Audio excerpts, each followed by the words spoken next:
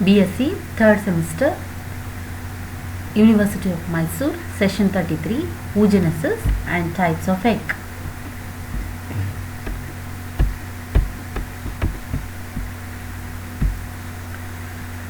Unit 2, Developmental Biology, Session 32, Oogenesis and Types of Eggs. The learning objectives: they learn about the oogenesis, they learn about the type of egg, they learn about the type of eggs based on the quantity of yolk with examples, and they learn about the types of egg based on the distribution of yolk with examples. The session outcomes: students are enabled to learn about the definition of oogenesis and the formation of the egg. They learn about the types of egg. They learn about the types of egg based on the quantity of the yolk with example. They learn about the types of egg based on the distribution of yolk with example. Coming to the definition of gametogenesis. So in embryology, the process by which the gametes or the germ cells are produced in an organism is called gametogenesis. The formation of the egg cells or the ova is technically called as oogenesis, and the formation of the sperm cells or the spermatozoa is called as spermatogenesis. Definition of oogenesis or the formation of the ova follows a more or less same process as like of spermatogenesis. For example, the germ cells divides mitotically and develops oogonia, which give rise to primary oocyte. So in turn, the secondary oocyte developed through meiotic division with one polar body and haploid number of chromosomes. So this the process of oogenesis involves three phases of development. One is the multiplication phase, the growth phase and the maturation phase. And through the multiplication phase, the oogonium, which is diploid in number, through the process of mitosis, they forms the oogonia, that is the stages of oogenesis. Here the multiplication takes place in ovaries of the female fetus, that is unborn female body. And in the growth phase, the oogonium will transformed into primary oocyte, which is also a diploid in number, and this occurs each month in the ovary of the female after the puberty. And this primary oocytes they undergoes meiosis 1 to form a first polar body during the maturation phase, and secondary oocytes through the process of ovulation. And by the process of fertilization, the haploid number of sperm, the haploid number in the sperm and the haploid number in the oocyte, that is in the egg, they fuses to form a diploid zygote. They fuses together to form a diploid zygote. And the other three polar bodies, they all degenerate. This is the process of oogenesis.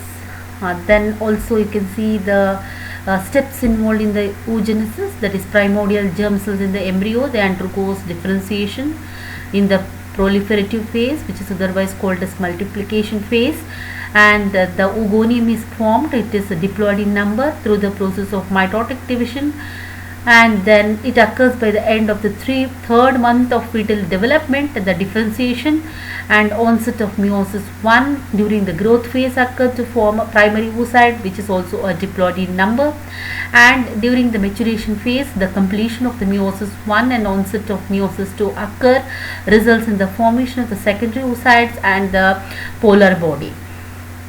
And through the process of ovulation, the ova is produced, which is with the haploid number of chromosomes, and the another haploid number of chromosomes from the spermatozoa results the fuses together to form diploid zygote. So here you can see the explanation of the stages in the oogenesis process. The first is the germinal epithelial cells. It divide repeatedly until many diploid oogonia are formed, and this oogonia grow to form primary oocytes, that is surrounded by the layer of follicle cells, and these oocytes undergoes the first meiotic divisions to become secondary oocyte and the first polar body, which is haploid, and the follicle cell surrounds the primary follicles. It develops into secondary follicles, and the follicular layer of the secondary oocyte thickens and folds to form a graphene follicles. When the graphene follicles becomes mature, it will move towards the surface of the ovary wall and rupture to release the secondary oocytes. And in this representation, you can see oogenesis, the phases, the multiplication, the growth phase, and the maturation phase. What happens in the multiplication phase, that is primordial germ cells undergoes differentiation by mitotic divisions and form oogonia, and after proliferation it stops the cells, and they are called as primary oocytes. And in growth phase, pre-vitellogenesis and vitellogenesis occur, and pre-vitellogenesis results in the growth of nuclear substances and also the growth of cytoplasmic substances. And in the maturation phase, the reduction divisions as meiosis occur and results in the formation of the primary oocyte, which changes to ovum. The multiplication phase, the primordial germ cell undergoes mitosis, the oogonia, the egg mother cells are formed, and the division stops. The primary oocytes are formed, which is diploid in number. The maturation phase, as I told you before, the primary oocytes undergoes the first meiotic division and produces the two haploid cells, and since it is an unequal division of the cytoplasm, one of the cell is large and receives most of the cytoplasm, that is what is called as a secondary oocytes, and other one is a small, which is called as a secondary oocytes.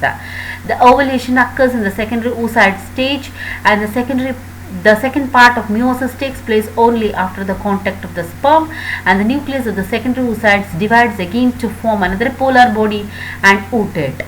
And as there is no metamorphosis in oocyte, it may be called as ovum.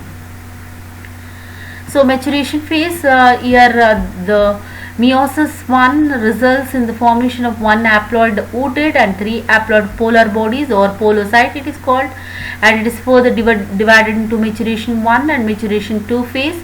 And in maturation 1, meiosis 1 divides the diploid primary oocytes into one large and haploid secondary oocyte and one and small haploid polocyte. And this maturation phase, in maturation 2, the meiosis 2 divides secondary oocytes into functional oocyte and one polocyte, and this one polocyte may also divide by meiosis 2 to form polocyte 1 and polocyte 2. The secondary maturation division normally takes place outside the ovary, and in some animals it takes place before fertilization, and another it occurs after fertilization. And in many of the non-chordates, both maturation 1 and maturation 2 takes place inside the ovary, and the process of oogenesis finally forms only one functional oocyte, which functions as ovum. So next, coming to the types of eggs based on the distribution of the yolk. Based on the distribution of the yolk, the eggs are divided into three types. One is called as isolecithal, otherwise called as homolecithal egg. Another one is stereolecithal egg and centrolecithal egg. As the name itself indicates, homolecithal egg is otherwise called as isolecithal egg, where a little amount of yolk is present and it is uniformly distributed throughout the ooplasm. So it is called as isolecithal or homolecithal egg, which is found in echinoderms, amphioxus and mammals, and this condition is usually observed in the egg with a very little amount of yolk. Teleolecital, in egg containing moderate or a large quantity of yolk. The distribution of yolk is not uniform and it is concentrated more out towards the vegetal pole. In egg, we see two types of pole. One is at the anterior region, you can see an animal pole, and at the posterior region you can see the vegetal pole. And the yolk is concentrated more towards the vegetal pole in teleolecital egg. So such a type of egg in which the yolk is concentrated towards the one pole is called as teleolecital egg. You can see in case of reptilian as well as avian eggs. Another type of egg is centrolecithal egg, the egg of the insect where the yolk is concentrated at the center, and the division of the cytoplasm occur only in the rim of the cytoplasm around the periphery of the cell. So this is you can see a superficial cleavage. Next is, according to the concentration of the yolk in the egg, it can be divided into four types. One is alecithal. So if the yolk egg yolk is absent, then it is called as earlysital. Here the yolk is absent. You can see in true mammals, microlysital. Eggs have a little amount of yolk. If there is a little amount of yolk is found in the egg, they are called as microlysital. You see in sea urchin. Mesolysital. As the name itself indicates, moderate amount of yolk is present in the egg. They are called as mesolysital. You can see in case of amphibians. Poly, otherwise called as macrolysital. As the name itself indicates, the large amount of yolk is present. So that type of egg is called as macrolysital egg. You see in case of birds and also in reptiles. So this is classification is done based upon the concentration of the yolk in the egg. Coming to the multiple choice question. The process of formation of haploid female gametes is known as which of the following? Gametogenesis, spermatogenesis, oogenesis, none. The answer is oogenesis because it is a formation of the female gametes. Next, how many ovum and polar bodies are formed by complete of one first oogenesis? 1 ovum and 2 polar bodies, 1 ovum and 3 polar bodies, 2 ovum and 2 polar bodies, 2 ovum and 3 polar bodies. The answer is B because 1 ovum and 3 polar bodies are produced. Next, human eggs are earlysital, microlysital, mesolysital, macrolysital. The answer is earlysital. In telolysital egg, the yolk is found all over the egg, on one side, both the sides, at the center. The answer is on one side, that is at the vegetal pole. The answer is B. Egg is liberated from the ovary in the secondary oocyte stage, the primary oocyte stage, the ogonial stage, the mature ovum. So the secondary oocyte stage is the answer. For the further reference, you can go through the textbook of developmental biology written by different authors. Thank you.